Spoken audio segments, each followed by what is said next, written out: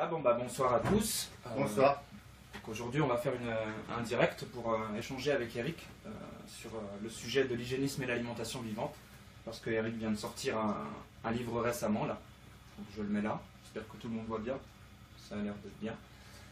Voilà, donc Eric, si tu veux bien, juste le temps que je fasse les petits partages. Si tu veux te présenter, et puis voilà, commencer définir un peu le livre. Et définir un petit peu le livre dans un premier temps. D'accord. Voilà. Merci. Okay. Donc je m'appelle Eric Darche, je suis naturopathe hygiéniste depuis 25 ans. Et donc ce livre est mon 9e livre. Ce livre en fait c'est un peu la synthèse des 8 livres précédents. C'est-à-dire que il inclut évidemment des sujets que j'avais développés dans mes livres précédents. Parce que quand on parle d'hygiénisme et d'alimentation vivante, évidemment que les sujets se recoupent de livre en livre, bien que j'ai fait quand même des livres, certains sur des thèmes particuliers. J'en ai fait sur un livre qui s'appelle La digestion de la santé, un autre qui Pourquoi je n'arrive pas à maigrir, un autre sur l'alimentation idéale des jeunes, un autre sur optimiser votre santé mentale. Donc après, ça m'est arrivé de prendre un sujet en particulier et de le développer sur tout un livre, mais toujours à travers l'hygiénisme, toujours à travers l'alimentation et les facteurs de santé. Et donc le discours quand même reste récurrent et revient de livre en livre, avec bien sûr à chaque fois des nouveaux travaux de recherche. Et celui-là justement est particulier parce que j'ai fait énormément de recherches pour obtenir ce livre. J'ai fait beaucoup de travaux d'interviews, d'écoute. J'ai aussi, je suis allé voir un peu les forums, tout ce qui se disait. J'ai essayé aussi de répondre à des problématiques parce que sur les forums, il y a énormément de gens qui posent des questions. Il y a aussi des gens qui apportent des réponses. Mais on voit qu'il y a quand même des contradictions. Une fois, pour la même question, on obtient une réponse et puis après on a d'autres personnes qui interviennent et qui disent diamétralement le contraire. Alors c'est vrai que pour certains internautes c'est assez compliqué en fait de se faire une idée juste de ce qui pourrait être la réponse la plus judicieuse.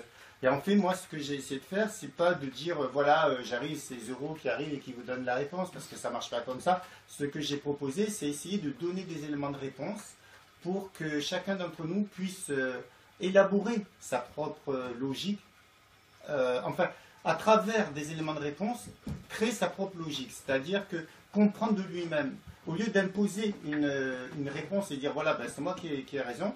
Si chacun d'entre nous sait le pourquoi du comment, sait comment l'organisme fonctionne, à la limite, il n'a pas besoin d'aller voir des maîtres pour savoir ce qu'il faut penser. Et en fait, moi, c'est ce que j'ai fait. C'est-à-dire que dans un premier temps, quand j'ai commencé mes études, je posais des questions et j'ai obtenu des réponses des fois complètement opposées. Et après, on se dit, mais qui a raison? Et en fait, j'encourage chacun d'entre nous à s'autonomiser. C'est-à-dire se documenter, savoir comment le corps fonctionne, et puis après se faire une idée.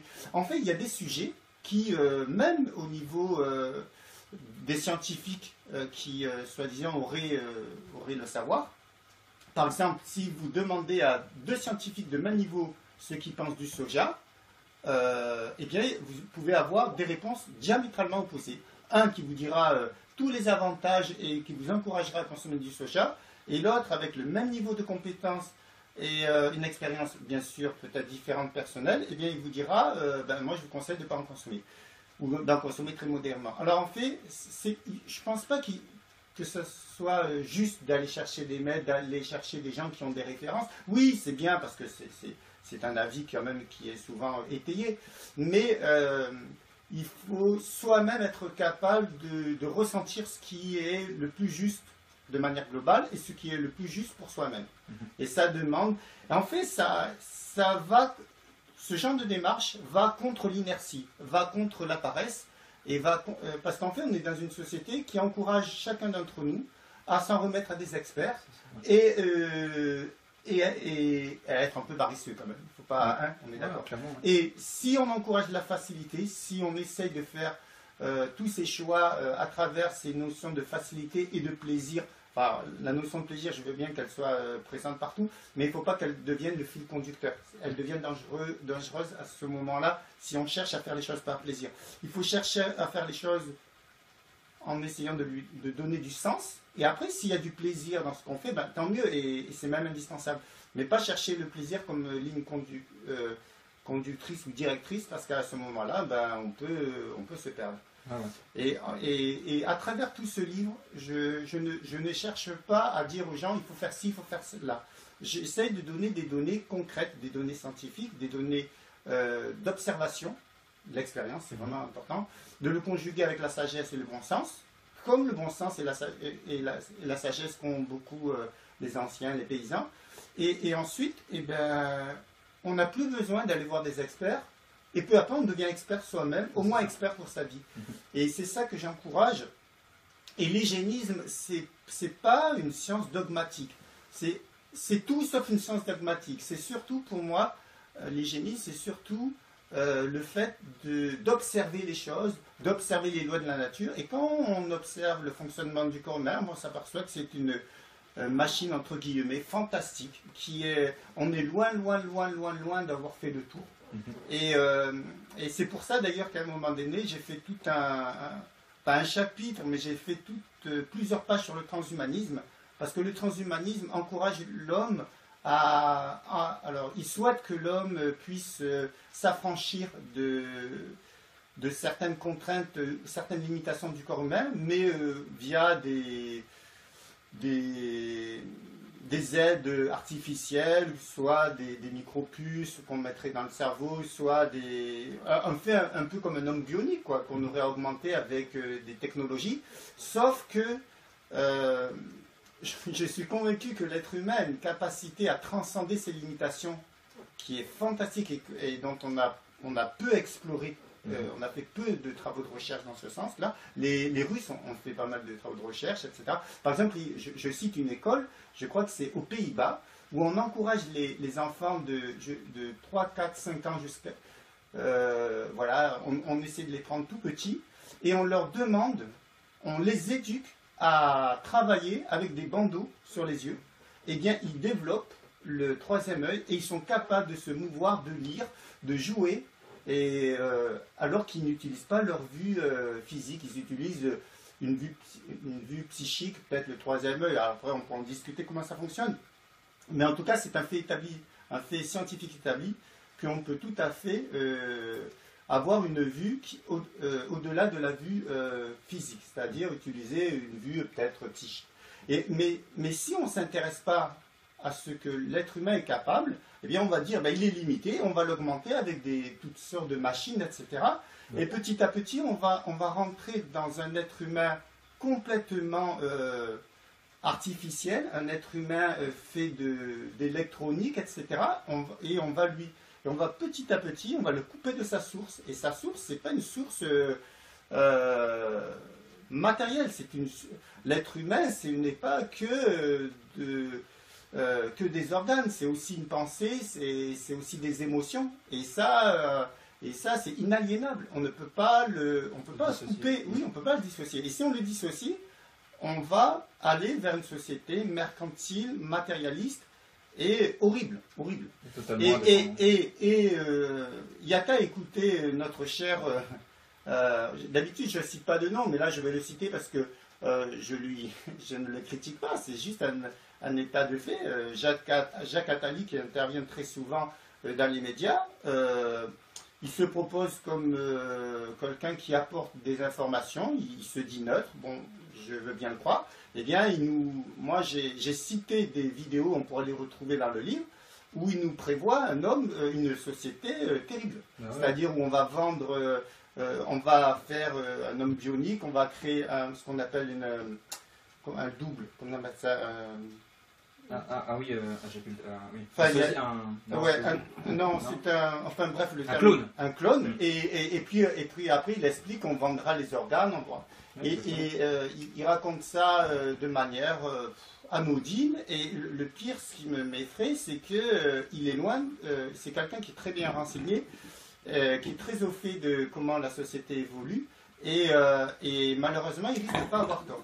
Et si on veut ne pas avoir ce genre de société déshumanisée, c'est à chacun d'entre nous à revenir aux sources. Et l'hygiénisme est vraiment un encouragement à aller et à s'enraciner sur ce qu'est vraiment l'être humain.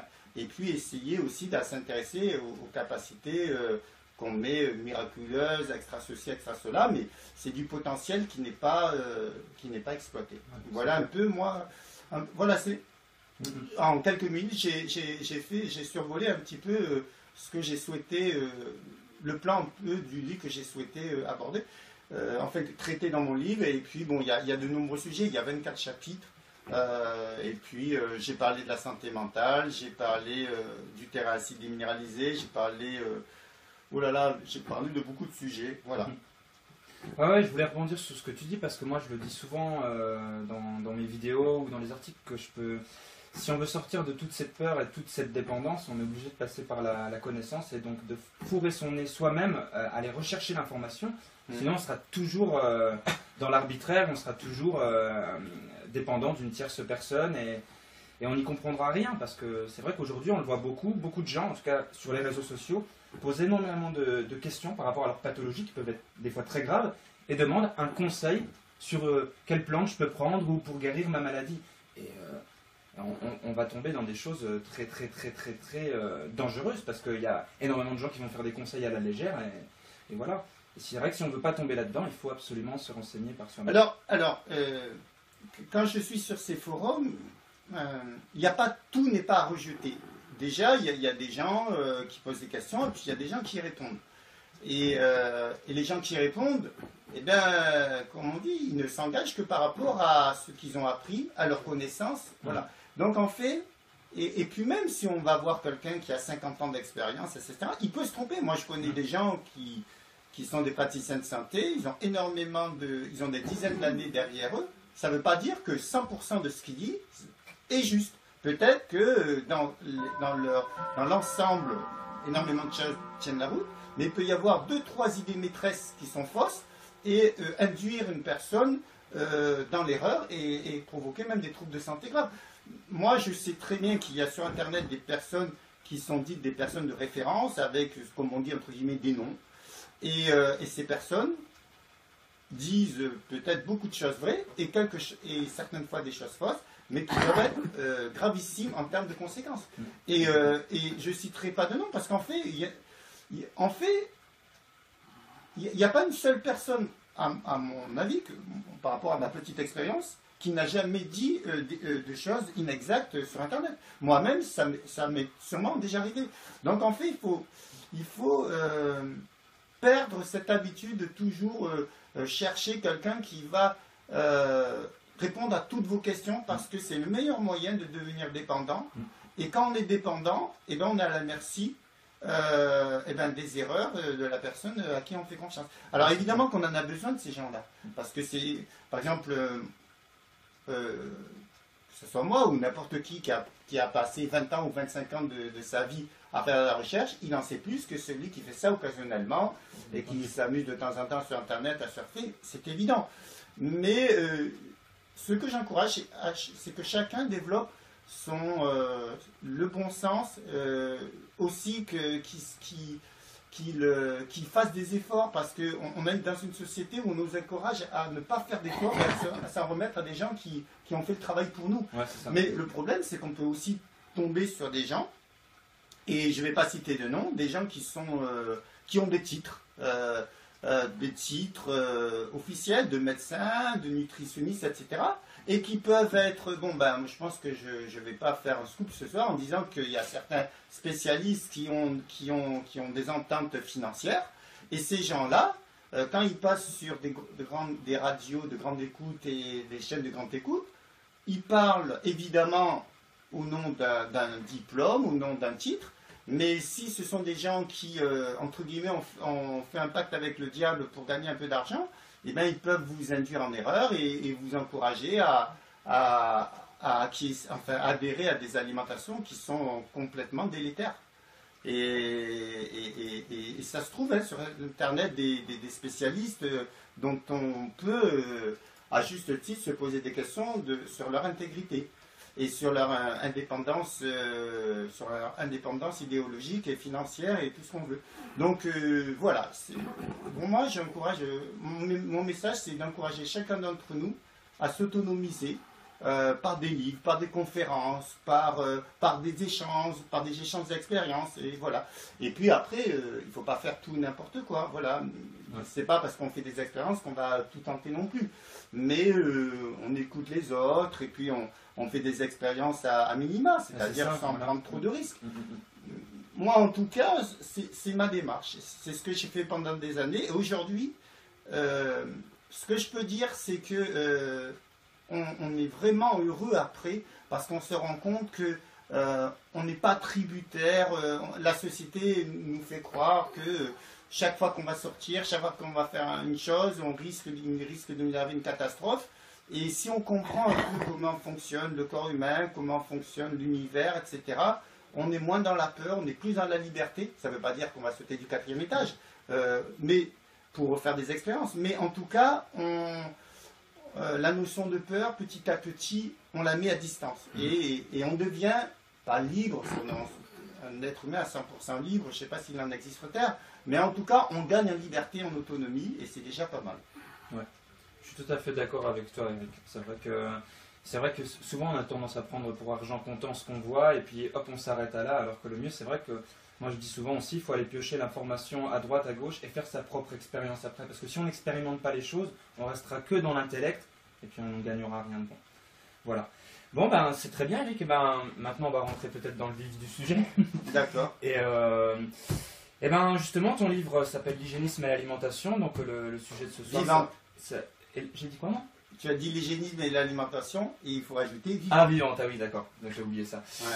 Non, mais on va commencer sur le sujet d'hygiénisme, parce que c'est vrai que c'est un sujet qui commence à prendre une grosse ampleur en ce moment. Ça s'était perdu depuis des années, mais là, ça commence à revenir au goût du jour. Mais malheureusement, on voit énormément de personnes qui se déclarent comme des hygiénistes alors qu'ils n'ont aucune formation. Ouais. Parce que c'est vrai que ce nom-là, on peut l'employer comme on veut. À tort et à travers. À tort et à travers. Et qui viennent souvent sur les réseaux sociaux mettre en avant un hygiénisme, j'ai envie de dire, puriste. C'est-à-dire un hygiénisme qui a 50 ans en arrière, qui vient par exemple des écrits de Shelton et compagnie, et qui reste avec ça, qui n'ont pas avancé avec le temps d'aujourd'hui. Et on entend souvent de ces pseudo-hygiénistes, qui ne sont pas en réalité des hygiénistes comme toi, ou qui vont dire finalement, en fait, il ne faut jamais intervenir sur le corps, quoi qu'il arrive, de toute façon, quoi qu'il se passe, le corps il pourra toujours se régénérer par lui-même dans n'importe quelle circonstance. J'aimerais avoir ton avis là-dessus, parce que ça me paraît assez extrême comme position. Ouais. Alors déjà, comme ce matin on faisait une émission et je le disais, c'est que les grandes lignes de l'hygiénisme, c'est pas d'aujourd'hui. Il y a 2500 ans, déjà, il y avait ce genre d'approche. C'est-à-dire qu'en fait, on essayait d'observer l'univers, on essayait d'observer l'être humain et on essayait de déduire des fonctionnements. Je pense que l'hygiénisme, c'est avant tout le fruit de l'empirisme, c'est-à-dire de l'observation. Que ce soit Shelton, Mosseri, ce sont des hygiénistes qui sont vraiment très près de nous, puisque Shelton, c'est 20e siècle. Mosseri, je me demande si c'est pas du 20e ou... Enfin, les hygiénistes les plus connus, c'est entre le fin 19e et début 20e siècle. Et ces gens-là, comme Shelton, ont laissé leur empreinte, et c'est intéressant, parce que je pense que Shelton a vraiment été intéressant. D'ailleurs, tout le monde... La majorité des gens qui se disent hygiénistes ou qui parlent d'hygiénistes font référence à ce monsieur, ce médecin, je crois qu'il était médecin, et je pense qu'il a apporté vraiment des choses intéressantes. C'est lui d'ailleurs qui a introduit cette notion d'association alimentaire compatible et incompatible. Mais le problème, c'est que, comme tu le dis, c'est pas parce qu'une personne a enrichi l'hygiénisme et a apporté des choses que tout son discours à 100% est juste. Et en fait, pour rebondir sur ce que tu viens de dire, on rencontre de temps en temps des gens qui me font passer, parce que la référence que je fais n'est pas du tout négative par rapport aux témoins de Jéhovah, mais c'est vrai que les témoins de Jéhovah, et là je précise que je n'ai aucune critique à formuler à leur rencontre, mais c'est vrai qu'ils ont on les caractérise par le fait, ils se caractérisent eux-mêmes par le fait que quand ils vont voir les gens, quoi qu'ils disent, quel que soit le sujet, ils prennent la Bible et ils regardent et ils vous donnent la réponse en fonction de la Bible. Et c'est amusant parce qu'on pourrait se dire qu'il n'y a pas vraiment d'autonomie. Alors eux, ils disent qu'ils font ça justement pour rester très très près des écrits et ne pas prendre de la distance. Le problème, c'est qu'en faisant ça, en prenant les phrases au pied de la lettre, des fois, on a du mal ou on n'arrive pas à en prendre en compte des éléments qui n'étaient pas forcément inclus dans une phrase ou dans l'idée de celui qui a parlé. Il y a bah oui, il faut savoir évoluer voilà, dans son temps. Ou remettre dans un contexte. Ouais, voilà. Et en fait, les écrits, d'ailleurs, des livres sacrés, sont souvent justes, et c'est souvent les interprétations qui peuvent être... alors, soit on interprète de manière excessive, ou soit des gens restent et n'arrivent pas à décoller du premier degré. Et malheureusement ou heureusement, dans les livres sacrés, il y a beaucoup de métaphores qu'il faut savoir prendre au second degré. Et donc, il y a des gens qui ont du mal à appréhender ces subtilités. Et en fait, pourquoi je fais cette métaphore par rapport aux témoins de Jéhovah? C'est qu'il y a des gens qui se disent hygiénistes et en fait, ils fonctionnent un peu comme les témoins de Jéhovah. Shelton a dit ceci, voilà, Shelton a dit cela, et ils ont énormément de mal à s'émanciper. Alors, s'émanciper ne veut pas dire inventer des théories et dire tout et n'importe quoi. Mais ce qui se passe, c'est que l'hygiénisme, en aucun cas, est une science ou une philosophie qu'on sort du chapeau et que voilà, elle doit être constamment être le plus près de la réalité. Ben ça, et de la réalité physique, de la réalité biochimique, de la réalité scientifique. Et un hygiénisme un hygiénisme qui s'auto-congratulerait et qui dirait ouais, j'ai raison, et dont la démonstration empirique et scientifique contredirait le discours, eh ben, on pourrait se poser des questions. Pourquoi je dis ça? Parce que oui, c'est vrai, et je reprends ta phrase, il y a certaines personnes qui se réfèrent à l'hygiénisme et qui disent que quoi qu'il arrive, il ne faut jamais intervenir, jamais utiliser des compléments alimentaires, ceci, cela, parce que Shelton a dit ceci, cela. Je termine, il faut savoir remettre les choses dans son contexte. À l'époque de Shelton, on peut, sans prendre de risque, dire que la terre était moins polluée, l'alimentation était moins polluée, et donc le précepte et le concept de Shelton qui a encouragé chacun d'entre nous à écouter son corps, à laisser son corps s'auto-réguler, etc. Moi, je pense que c'est juste comme la logique qui dit que le corps est capable de ce qu'on appelle l'homéostasie, de s'auto-réguler, de ce qu'on appelle la constance réguler les constantes biologiques comme la température, comme la tension sanguine, etc. Et l'organisme est super bien fait. Il suffit de s'entailler un peu le doigt et puis immédiatement on a toutes sortes de molécules qui vont arriver, des plaquettes, etc. pour coaguler, pour faire un processus inflammatoire aussi, pour apporter du sang, etc. Vasodilatation des vaisseaux. Il y a énormément de complexité biochimique qui interviennent en l'espace de quelques secondes. Donc on voit que tout ça est géré par une intelligence extrême. Et on peut faire confiance, et c'est vrai que l'hygiénisme encourage l'idée que le corps tend toujours vers la réparation, vers son autorégulation. Ça, c'est vrai. Mais pour autant, il ne faut pas aller à l'extrême. C'est ce que je disais ce matin. Si on perd 3 litres de sang, eh ben, l'homéostasie, qu'est-ce qu'elle fait? Elle ne peut plus intervenir.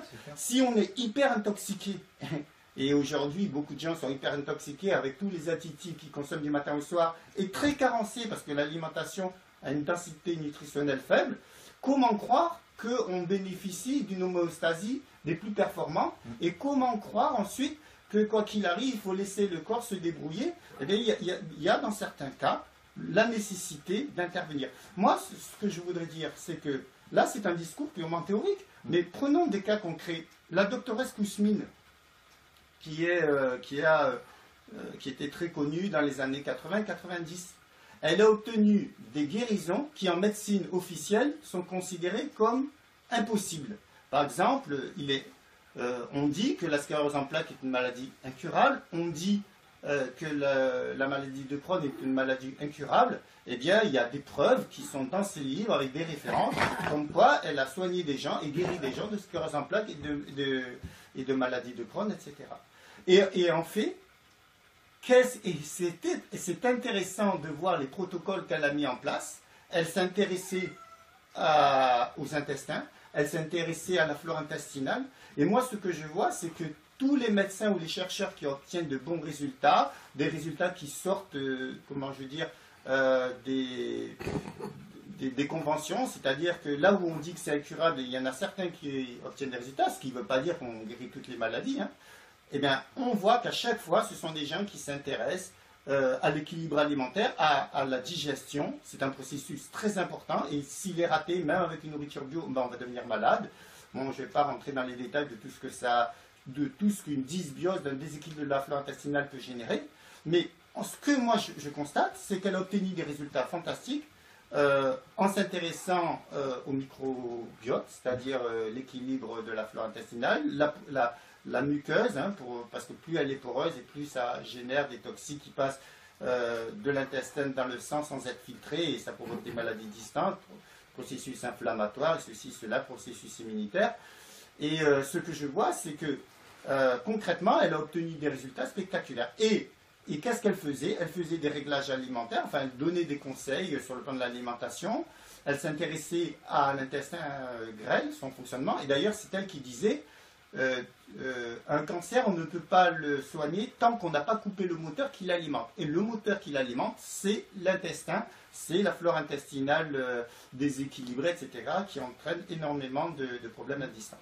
Et elle donnait des compléments alimentaires, elle utilisait de la vitamine C, des ceci, des cela, et elle a obtenu des résultats spectaculaires. Alors moi, je pose la question, au nom de l'hygiénisme, qu'est-ce qu'on fait? On va dire à ces personnes qui étaient à l'article de la mort pour certains, il y en a même des sclérosés en plaques qui étaient sur chaise roulante et ensuite ils ont pu marcher. On va leur dire, écoutez, non, écoutez, l'hygiénisme encourage que voilà, votre corps il se débrouille, et si vous êtes très carencé, intoxiqué, ben c'est pas grave. Non, mais à un moment donné, il faut avoir un discours qui soit juste et cohérent. Moi, j'entends bien, la rigueur de certains hygiénistes, je la trouve juste parce qu'il ne faut pas dévoyer l'hygiénisme, mais en même temps, à force d'être intégriste, eh bien, de toute manière, chaque fois qu'on est dans les extrêmes, l'eau extrêmement chaude, elle brûle, et l'eau extrêmement froide brûle aussi. Et les extrêmes se rejoignent. Donc en fait, moi, je ne suis pas en train de critiquer les personnes ou les hygiénistes qui pensent différemment de moi. Simplement, je dis que c'est pour moi important de prendre tous les concepts et les idées qui ont été proposées par les anciens, mais de les moduler en fonction de la personne que l'on a en face, en fonction de son terrain, en fonction de plein de paramètres qui lui sont propres. Et au final, comme on dit, on juge un arbre d'après ses fruits. Si la personne arrive à s'affranchir de sa maladie, ou se guérit, ou on arrive à la guérir entre guillemets, parce qu'on faut voir ce qu'on met dans le mot guérir, et qu'au bout de 10, 15, 20 ans, elle n'a pas eu de rechute, alors là on peut dire que vraiment les conseils qu'on lui a donnés étaient justes. Et c'est arrivé maintes et maintes fois avec les conseils de Dr Kousmine ou les conseils du docteur Signalé. Donc voilà, c'est vraiment important de relativiser le discours et d'avoir un discours qui soit souple. Alors souple ne veut pas dire rejeter les fondamentaux, mais souple dit être capable de s'adapter et ne pas, voilà, comme je disais tout à l'heure, ouvrir une page, dire Shelton a dit ceci, Shelton a dit cela, bon, on va faire ça.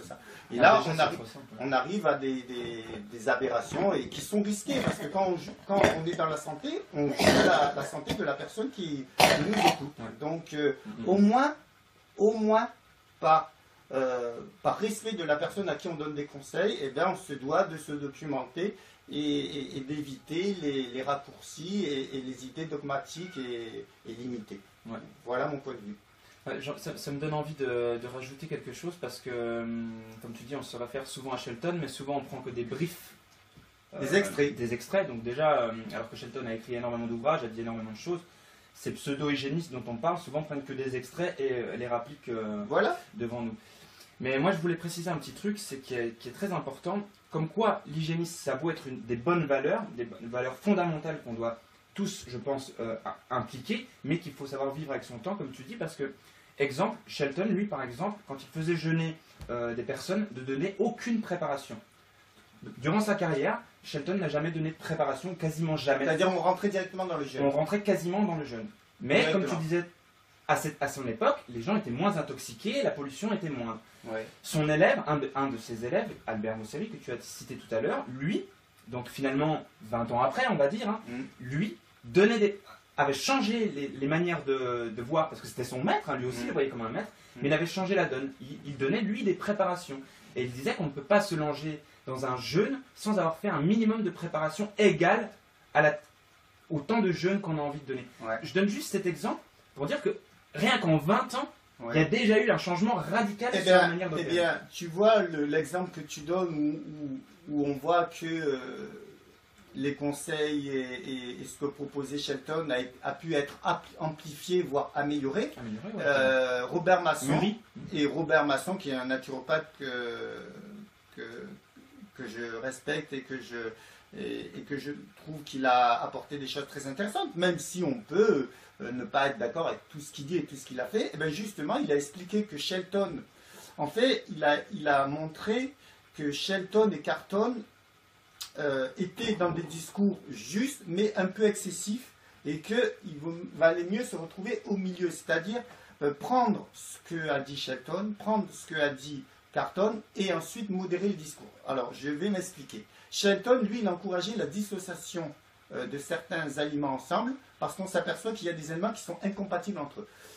Sans rentrer trop dans les détails, si vous mangez par exemple un jus d'orange, une orange avec un morceau de pain, l'acidité de l'orange va bloquer la digestion du pain, parce que le pain a besoin d'une enzyme, la thyaline ou l'amylase salivaire, dont le pH ne fonctionne dans la salive que si la salive reste aux alentours de 5-6, mais si la salive devient très acide, l'enzyme est inhibée et la digestion ne pourra pas se faire et la digestion sera ratée et le sucre va fermenter. Bon.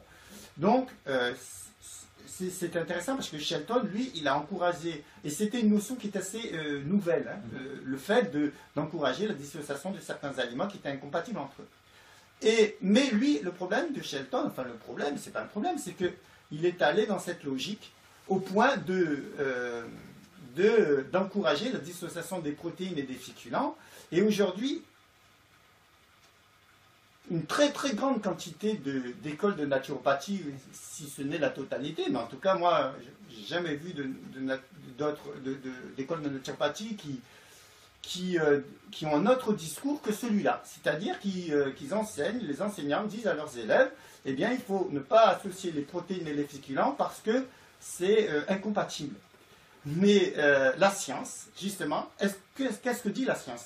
Et en fait, alors quelle est la raison pour laquelle beaucoup de gens encouragent à dissocier les protéines et les féculents? C'est que les féculents, on vient de le voir, ont besoin d'un pH qui soit pas trop acide, autrement la digestion sera ratée. À cause de ces enzymes qui ne fonctionnent que si le pH, en l'occurrence de la salive, qui est la première digestion, c'est la première étape de la digestion des féculents, si l'enzyme est inhibée, pas de digestion et la digestion est ratée. Les protéines, eux, c'est l'inverse. Ils ont besoin d'un pH très acide, entre 1 et 5, puisque quand l'acide chlorhydrique est sécrété, eh bien, le pH descend très bas. Et la viande a besoin d'un pH très acide pour dissocier les protéines. En fait, c'est comme un collier de perles. Et ensuite, il y a des associations. Les acides aminés sont reliés entre eux. Et il faut de l'acide chlorhydrique qui sert un peu comme un ciseau et qui les sépare. Et c'est pour ça que l'acide chlorhydrique est nécessaire pour digérer les protéines. Alors, l'idée était que c'est impossible d'associer les protéines et les féculents puisque Si vous mangez un morceau de pain avec de la sardine, par exemple, ou de la sardine avec du riz, l'acide chlorhydrique nécessaire à digérer les protéines va s'opposer à la digestion des féculents. Et bien ça, je suis désolé, c'est un raisonnement qui est juste sur le plan théorique, sur le plan du papier, mais dans le corps humain, ça ne se passe pas comme ça. Alors, comment ça se passe dans le corps humain? Et en fait, c'est Robert Masson qui a découvert, il y a une trentaine d'années, un livre. Alors, il y avait les aliments du tube digestif, et puis un autre. C'est un livre extraordinaire où ce sont des gastro-entérologues qui ont suivi différentes associations alimentaires grâce à des micro-caméras, des caméras fixes, pour voir ce qui s'est passé. Et en fait, on s'est rendu compte que le corps est vraiment très bien fait parce que lorsque vous mangez des protéines avec des féculents, donc ils sont associés, ils sont mélangés, la digestion va être différente. Alors, on prend le premier exemple, on mange des sardines avec du riz. Et puis, deuxième exemple, on mange des sardines avec des crudités, uniquement. Eh bien, quand on mange des sardines à l'intérieur d'un repas avec des crudités, il n'y a pas de féculents. La sécrétion d'acide chlorhydrique va avoir lieu 20 minutes après le repas, c'est-à-dire très rapidement, parce qu'il n'y a aucun risque puisqu'il n'y a pas d'amidon. Par contre, lorsqu'il y a du riz avec une protéine, viande ou poisson, ce qu'on s'est rendu compte, c'est que la digestion des féculents qui a déjà démarré dans la bouche va être privilégiée et va continuer dans l'estomac pendant 2-3 heures. Et tant que la digestion des féculents ne sera pas terminée, il n'y aura pas de sécrétion d'acide chlorhydrique. La sécrétion d'acide chlorhydrique n'aura lieu que quand les féculents seront digérés. Donc on voit bien que le corps est très intelligent grâce à des terminaisons nerveuses, des capteurs au niveau de l'estomac et de l'intestin. L'organisme sait très bien de quoi est composé le bol alimentaire et il est capable d'adapter les sécrétions digestives, et en l'occurrence l'acide chlorhydrique, en fonction de la nature et de la quantité du bol alimentaire.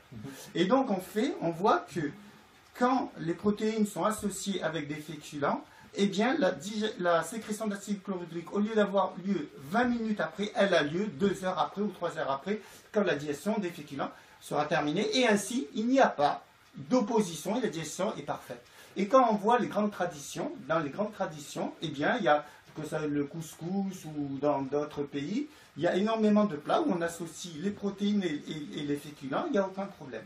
Et parce qu'il y a quelqu'un, et en l'occurrence c'est Shelton qui a émis ça, eh bien cette erreur va être perpétuée parce que personne ne se pose la question de la justesse de ce qu'il a pu dire.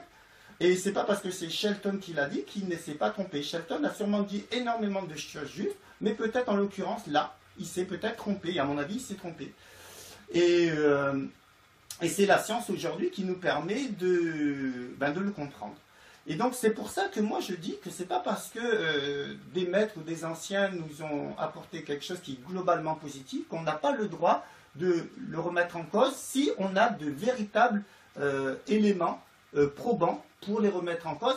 Et moi je dis une chose, c'est que quand on a la science et l'expérience qui sont conjuguées ensemble, et là en l'occurrence c'est les deux, eh bien, qui peuvent démontrer que c'est pas juste, eh bien c'est vraiment un début qui pourrait nous aider à réfléchir. C'est vrai que moi, l'idéal pour moi, quand je me pose une question, c'est que je puisse trouver une explication scientifique et que cette explication scientifique soit corrélée par une expérience clinique. Et quand les deux sont conjugués ensemble, pour moi, j'ai aucun doute. Et bien, en l'occurrence, dans cette histoire d'association alimentaire incompatible, ben, les deux, que ce soit l'expérience scientifique, le raisonnement scientifique et l'expérience, prouvent que ben, ça ne marche pas comme Shelton l'a affirmé.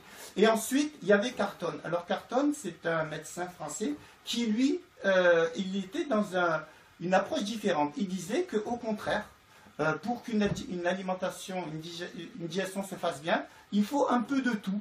Il faut des protéines, des féculents, un peu de tout. Et lui, évidemment qu'il y a des choses justes, puisqu'on sait par exemple que pour que les protéines soient bien digérées, il faut du glucose. Alors oui, cette histoire il y a certains aliments qui aident à l'assimilation d'autres aliments. Par exemple, tout le monde sait que le glucose, que l'insuline permet au glucose de pénétrer au niveau cellulaire. On le sait grâce à la maladie, le diabète. Mais beaucoup de gens ignorent que le glucose est nécessaire aussi à l'assimilation des protéines et des lipides. Dans un repas dissocié, et tel que le régime dissocié, dans le régime dissocié, on encourage à chaque fois qu'on mange des protéines, à ne pas, si je me trompe bien, chaque fois qu'on mange des protéines ou des lipides, ne pas avoir de présence de glucose.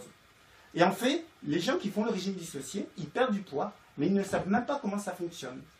Et je mets au défi de poser la question à des personnes qui vous encouragent à faire du régime dissocié. Ils savent qu'avec le régime dissocié, on perd du poids, mais ils ne sont pas capables de l'expliquer. En fait, avec le régime dissocié, c'est on dissocie les aliments, on essaye de ne pas faire certaines associations. En l'occurrence, on n'associe pas les glucides et on ne mange pas des féculents avec des protéines. Les protéines, on les mange avec des légumes verts, par exemple. Et on perd du poids. Mais personne ne nous explique comment ça marche. En fait, comment ça marche? Eh bien, lorsqu'il n'y a pas de glucose, par exemple on mange du poisson avec des légumes verts, comme il n'y a plus de glucose au niveau des légumes verts, en fait, il y aura peu de sécrétion d'insuline. Alors, ça veut dire quoi, peu de sécrétion d'insuline? Comme l'insuline est une hormone de l'anabolisme, c'est-à-dire qu'elle permet à la construction des muscles, etc., puisqu'en fait, l'insuline est l'hormone clé qui permet aux glucides, aux lipides, aux protéines de rentrer au niveau cellulaire. Donc, pas d'insuline, pas de pénétration au niveau cellulaire. Donc, évidemment, si ça ne rentre pas dans la cellule, eh ben, vous ne grossissez pas, évidemment. Mais le problème, c'est que vous n'assimilez plus. Et il y a des gens qui consomment donc des protéines, qui s'arrangent toujours pour qu'il n'y ait jamais de présence de glucose, et ils régulent leur poids comme ça. Mais si vous le faites pendant quelques semaines, quelques mois, ça va. Mais si vous le faites pendant des années, il faut savoir qu'à un moment donné, vous allez, malgré que vous mangez tous les jours des protéines, vous allez être carencé en acides aminés, puisque ces acides aminés ne pénètrent pas au niveau cellulaire, puisqu'il n'y a pas d'insuline. Et quand l'insuline manque, il y a une hormone inverse qui est sécrétée, c'est le glucagon, qui, elle, en fait, est une hormone hyperglycémique et qui n'aide pas les molécules à rentrer au niveau cellulaire.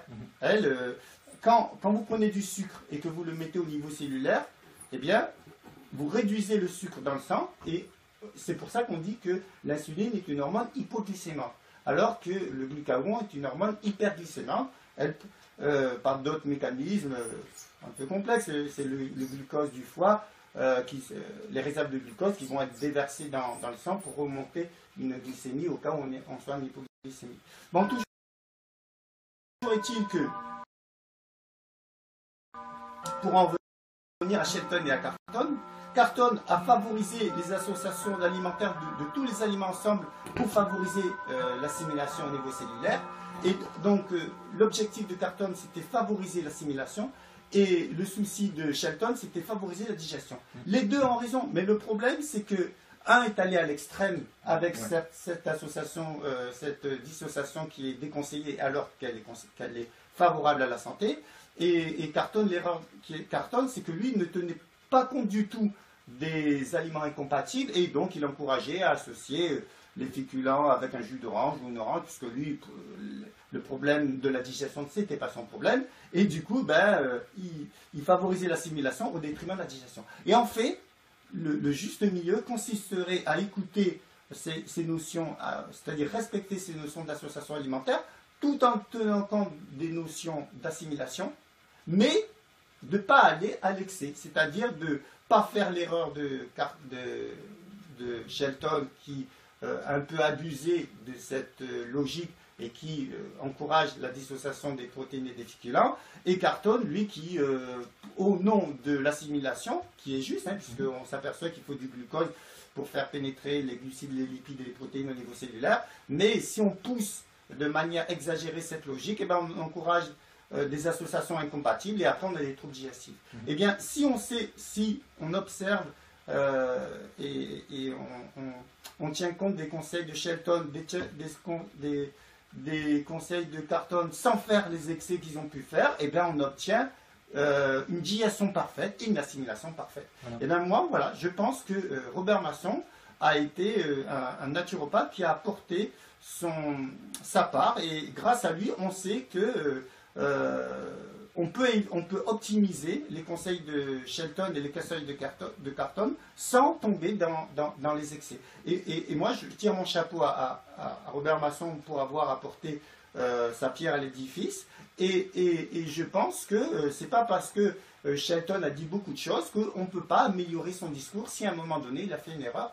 Et les gens qui sont un peu trop dogmatiques, eh bien, ils disent non, Shelton a raison à 100% et on ne remet pas en cause quoi que ce soit.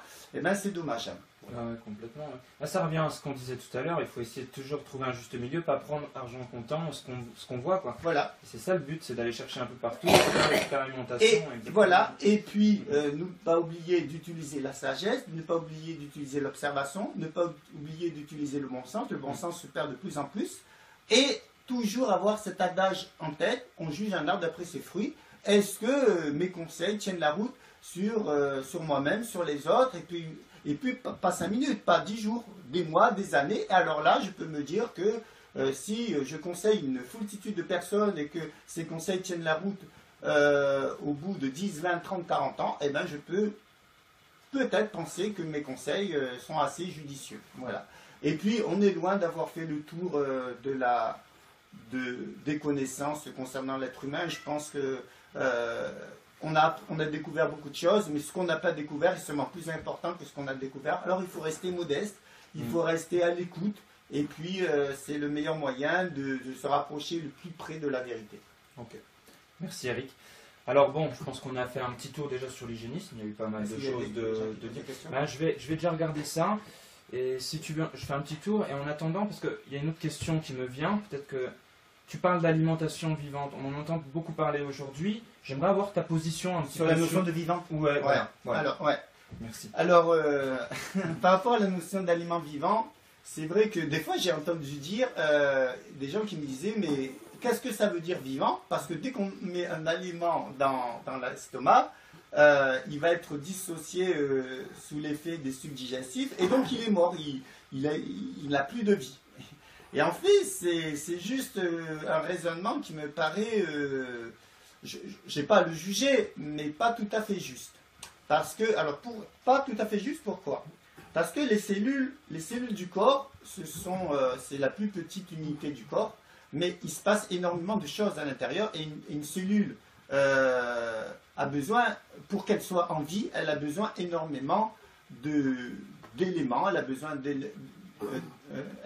de beaucoup de principes actifs, et puis il y a un métabolisme intense qui a lieu à l'intérieur de la cellule. Si on veut une cellule vivante pour avoir des organes vivants et pour avoir un être vivant, eh bien il faut que les aliments soient vivants. Alors, qu'est-ce que ça vivant? Eh bien ça s'oppose à la notion de mort. Si moi je vous donne 2 voitures, je vous donne une voiture qui est toute défoncée et je vous donne une voiture qui roule, je peux dire que qu'il y a 2 voitures. Mais si je ne vous dis pas qu'il y en a une démolie et une qui marche, eh ben, vous allez être quand même embêté parce que vous n'en aurez pas 2. Vous avez 2 voitures, mais c'est quand même important de préciser qu'il y en a une qui ne peut pas rouler. Eh bien, c'est la même chose. Si je vous donne un morceau, un aliment, par exemple une pomme, elle est vivante, elle va contribuer à la vie de la cellule. Je vous donne une autre pomme, elle est carbonisée, je vais dire que c'est une pomme, mais elle n'est pas favorable à la vie. Et en fait, vivant, ça s'oppose à mort, et à la notion de mort. Et pourquoi la notion de mort? Eh bien, quand vous prenez un aliment, quand vous le chauffez de manière extrême, d'ailleurs on sait en l'occurrence que quand on grille les aliments, quand on les caramélise, pour ceux qui s'intéressent un peu à la chimie, on sait qu'on provoque des modifications moléculaires. On parle de molécules de Maillard pour les protéines, on dira des protéines glyquées. Pour les sucres, on parlera d'acrylamide. Pour les acides gras, on dira que c'est des acides trans, etc. Bon, des acides qui se sont oxydés, etc. Donc on voit que un élément, une molécule naturelle qui a été soumise à une chaleur excessive ou à des produits chimiques va être altérée au point de perdre son rôle d'apporter la vie, de contribuer à la vie de la cellule. Et pour moi, cette notion de vivante, elle est fondamentale. Alors, est-ce que, parce que quand on avale un aliment, parce qu'il est dissocié avec de l'acide chlorhydrique, etc., est-ce qu'il est mort? Non, il n'est pas mort. Les molécules complexes ont été scindées pour qu'il y ait des molécules plus simples, pour que l'organisme puisse les assimiler. Mais pour autant, si la molécule était morte, au vrai sens du terme, eh bien le corps péricliterait.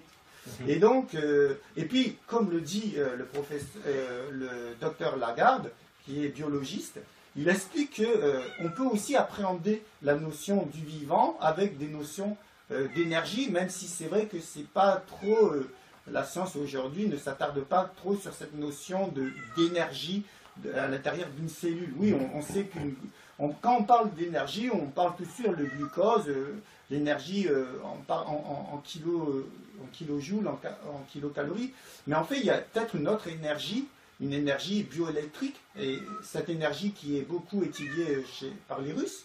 Et donc en fait les aliments sont porteurs de cette énergie. Cette énergie, il ne faut pas oublier que la photosynthèse, la chlorophylle, c'est de l'énergie solaire qui a été transformée en énergie chimique. Donc on peut réellement parler d'énergie. Et les aliments vivants, ce sont des aliments qui sont riches en nutriments, qui sont porteurs de cette énergie et qui favorisent la santé. Et les aliments morts, eh ben, c'est les aliments, ou pas morts complètement, mais un aliment qui a été chauffé de manière excessive, un aliment qui a été, sur lequel on a apporté des additifs, on l'a transformé avec des adjuvants, etc. Eh ben, s'il n'est pas complètement mort, il n'est pas le plus, comment je veux dire, le plus capable d'optimiser la santé parce qu'il a été altéré dans ce... Et en fait, c'est très important cette notion parce que, et c'est ce que je disais ce matin dans l'émission, c'est qu'aujourd'hui on entend, lorsqu'on demande à un spécialiste de la santé qu'est-ce qu'il faut pour être en bonne santé sur le plan de l'alimentation, on lui dit qu'il faut des repas équilibrés. Un repas équilibré, ça veut dire que toutes les classes alimentaires soient présentes, glucides, lipides, protéines. Mais c'est très rare d'entendre les spécialistes s'attarder sur la notion de qualité. Parce que si on ne fait pas rentrer la notion de qualité, eh bien, on va juger, exactement dans l'expérience que j'ai citée tout à l'heure, deux voitures, une bonne pour la casse et une bonne pour rouler. Dans les deux cas, on dirait que c'est deux voitures, mais il y en a une qui est morte.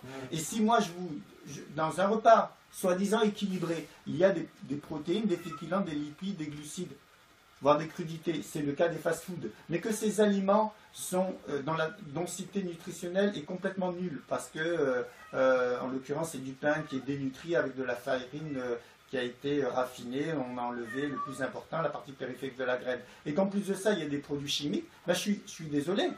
En effet, on dira que le repas est équilibré, mais ce n'est pas synonyme de santé. Ouais. Et le leurre, le fait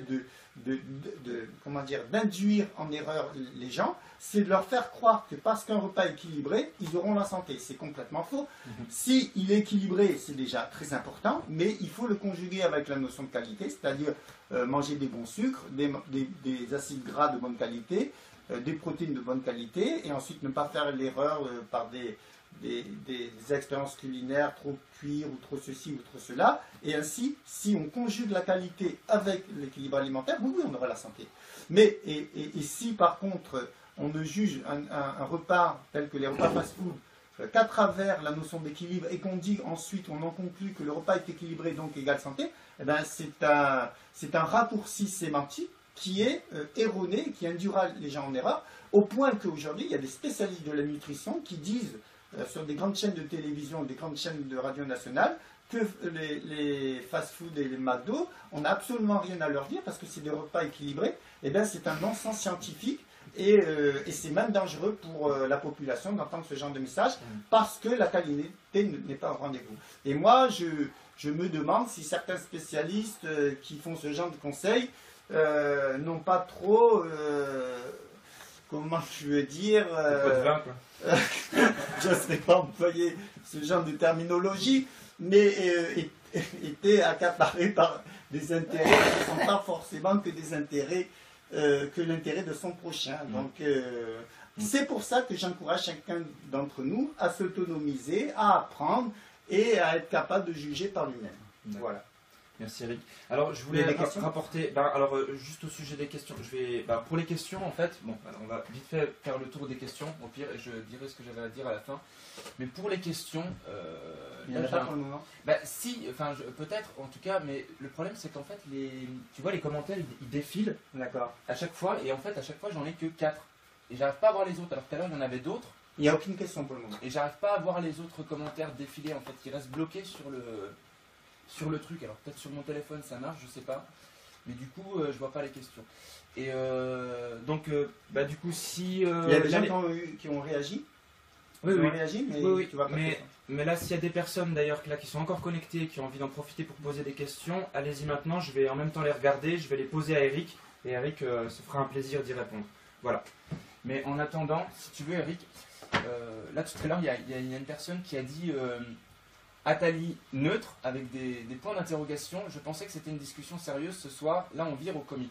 Et je veux tout de suite. Attends, je vais répondre tout de suite parce qu'en fait, cette personne, donc Jacques Cru, si tu es encore là, Eric n'a jamais dit que Atali était neutre. Il a dit que Jacques Attali se disait comme quelqu'un de neutre. Et il n'a pas dit que Jacques Attali était neutre. Donc c'est complètement différent. T'es pas pour Jacques Attali. Voilà. Je veux juste revenir sur cette précision. Voilà. Bon, en attendant, si tu as quelque chose à dire, Eric. Il y a des personnes qui ont dit que la vidéo avait des petites coupures des fois. Mais bon, il y aura la rediffusion. Oui, Marie-Chaîne, si tu es encore là, il y aura la rediffusion. Voilà. Écoute, là pour l'instant, les questions. Je sais pas, parce que peut-être qu'en fait, il faudrait peut-être que j'ai mon téléphone sur moi. Je sais pas, j'arrive pas à voir là. À moins que là, il y ait des personnes qui posent des questions tout de suite. Mais. Sinon, je refais un tour, j'ai réactualisé là. C'est difficile.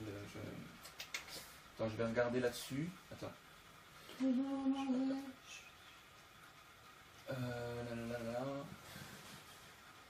Ça a du mal à charger. Bon, de toute façon, écoute. On a démarré à quelle heure? À 8h? On a démarré à 8h, ouais. Il est déjà 9h. Ouais, il est 9h. Donc je pense que de toute façon, on va conclure parce qu'après c'est très long comme vidéo. Ouais, on va conclure et puis de toute façon, tous ceux qui auront des questions à poser, vous pouvez quand même les poser sur les commentaires et au pire, on sera plaisir de refaire une vidéo. Non, et puis même je pourrais répondre sur les commentaires directement. Voilà. Moi, je voulais juste conclure sur quelque chose pour conclure, si tu veux bien, Eric. Parce que quand on parle souvent d'alimentation vivante, on parle aussi, finalement, on le référence beaucoup à l'alimentation crue, à l'alimentation dite originelle. Comme on dit souvent, comme le frugivorisme, ou en tout cas de manger tout cru. Et on part du principe que c'est la meilleure chose au niveau de notre physiologie, parce qu'à la base, quand on est arrivé sur Terre, on n'avait pas le feu et on cueillait des aliments. Et j'avais envie de donner une précision, c'est que c'est bien beau de dire que l'alimentation crue, c'est celle qui nous convient physiologiquement et qu'on prenait à l'origine, mais il ne faut pas oublier qu'à l'origine, on vivait dans des pays tropicaux, dans le calme, dans la sérénité, dans un environnement pas du tout pollué, dans une nature saine, avec des aliments riches de nutriments. Donc, j'aimerais un petit peu avoir ton avis tout vite, si c'est possible, ou sinon on le fera sur une vidéo. Oui, je peux répondre rapidement. Parce que je trouve qu'on est... Sur le crudivorisme, on est dans des dogmes. Sur le crudivorisme. Ouais, et il y a des gens qui, je pense, sont dans des dogmes, et j'aimerais avoir ton avis, parce que ces personnes-là disent qu'il ne faut jamais cuire, il ne faut jamais opter pour la cuisson, parce qu'à l'origine, on ne mangeait pas cru. Mais... Moi, j'ai appris une chose, c'est qu'il ne faut jamais dire jamais ou toujours. Donc déjà, c'est déjà pas mal de se dire qu'à partir du moment où on est dans les extrêmes et avoir des approches catégoriques, on n'est plus dans la nuance. Mais malheureusement, la vie, c'est plein de nuances. Alors, les nuances, ça ne veut pas dire qu'on va tout accepter, qu'on va dévoyer la nourriture et ceci, cela. C'est qu'il faut avoir un minimum de souplesse. D'ailleurs, on voit que quand il y a beaucoup de vent, les arbres qui ne sont pas capables d'avoir une certaine souplesse, ils cassent. Et les arbres qui peuvent plier, comme le peuplier, bon ça c'est la boutade, ils arrivent à passer les événements. Le crudivorisme, évidemment, c'est intéressant. Et moi je pense que dans le menu de chacun d'entre nous, on devrait avoir une bonne part d'aliments crus tous les jours, parce que, et en l'occurrence pas n'importe lesquels, les légumes crus et les fruits un peu mais à distance des repas, parce que les crudités, les légumes ou les fruits, dès qu'on commence à les cuire, on altère certains principes actifs qui sont très sensibles à la chaleur. Si je ne me trompe pas, la vitamine C est très sensible, les enzymes à 45 degrés commencent à être détruits, certaines vitamines à partir de 60 degrés, 90 degrés, et puis les acides gras 110. Donc en fait, dès qu'on cuit, on altère certains principes actifs. Alors la cuisson a certains avantages aussi, parce qu'il y a certains aliments comme les céréales qu'on ne pourrait pas manger, et grâce à la cuisson on peut les manger. Alors d'autres vous diront oui, mais c'est antiphysiologique, parce que s'il faut une cuisson, donc c'est pas... c'est un autre débat. Voilà, c'est vrai que c'est un autre débat. Toujours est-il que oui, il faut des crudités tous les jours. Pour moi, c'est incontournable. Cependant, est-ce qu'il faut manger tout cru? Et moi, ce que je dirais, et bon, là, on n'a plus trop le temps pour développer, mais en tout cas, le crudivorisme, c'est-à-dire manger cru, demande une capacité digestive. Et aujourd'hui, on peut dire tout ce qu'on veut, chacun d'entre nous n'a pas forcément à l'instant T la capacité digestive pour digérer du matin au soir des crudités. Voilà, des aliments crus. Et donc, voilà, malheureusement, les choses sont comme ça, et donc il faut s'adapter. Et si, moi, ce que je me rends compte, c'est que si on mange des crudités de manière régulière, avec un jus de légumes de manière régulière, parce que les jus de légumes utilisés avec bonne escient, c'est très favorable pour la santé. Avec des crudités, des fibres, comme on dit, manger à la croque. Ça, associé avec des protéines, des féculents, et que ça soit à l'intérieur d'un régime omnivore, végan ou végétalien, eh bien, on peut avoir un très haut niveau de santé. Moi, je connais des omnivores qui ont un très bon niveau de santé, je connais des végans qui ont un très bon niveau de santé, je connais des végétariens qui ont un très bon niveau de santé, des végétaliens qui ont un très bon niveau de santé, et depuis 20, 30 ou 40 ans. Donc, en fait, il ne s'agit pas de stigmatiser tel ou tel régime alimentaire, il faut essayer d'écouter, de comprendre. Et d'ailleurs, souvent, ce que je vois, c'est que les personnes qui ratent le régime végétarien ou végétalien ou végan, c'est souvent pas le régime en lui-même qui est fondamentalement faux, c'est les interprétations du régime et de la personne par rapport à des spécificités qui lui sont propres et qui n'a pas su s'adapter, ou des exagérations à l'intérieur d'un certain régime. De certains régimes, il y en a d'autres, certaines personnes qui vont forcer un peu trop sur les protéines, d'autres un peu trop sur les légumineuses, par peur d'avoir des carences en acides aminés. Et si vous forcez trop sur les corps gras, ne vous étonnez pas d'avoir des problèmes hépatiques. Si vous forcez trop sur les fibres, ne vous étonnez pas d'avoir des problèmes digestifs. Si vous forcez trop sur le soja ou certaines protéines végétales, ne vous étonnez pas d'avoir trop d'urée, donc d'acide urique aussi. Donc en fait, et c'est pour ça que j'ai parlé à un moment donné d'une personne, en l'occurrence c'est Guillaume Marié, qui est végan et crudivore, qui a tout à fait réussi son régime, et ce depuis 7-8 ans, parce qu'il a su, entre l'intuition et les connaissances, il a su passer, comme on dit, entre les gouttes et éviter les erreurs assez récurrentes chez certaines personnes adhérant à certains régimes. Et donc, en fait, c'est ça. Si on fait preuve, il faut avoir un minimum de connaissances et qu'on sait le conjuguer avec du bon sens et de la sagesse, eh bien, il y a beaucoup de régimes qui sont viables. Après, il y a certains régimes qui sont en valeur absolue.